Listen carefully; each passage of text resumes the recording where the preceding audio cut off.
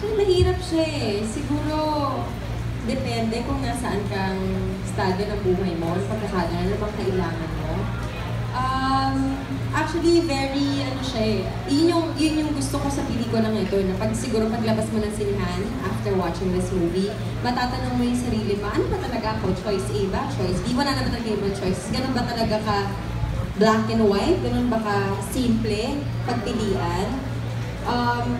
Ganun ba kahirap balansehin ang love at ang career?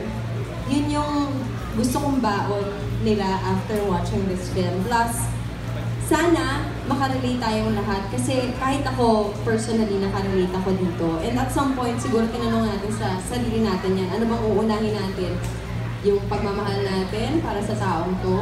Or yung career? Kasi di ba lagi natatanong yan? Pag sabi nila, kapag swerte ka sa career, hindi ka swerte sa love. Pero pag swerte ka sa love, swerte ka sa career.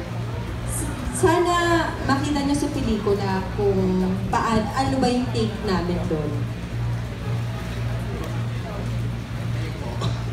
Kung ano yung tanong, kung choice A or choice B ako, medyo weird eh. Kasi parang right now, this exact moment, choice B ako.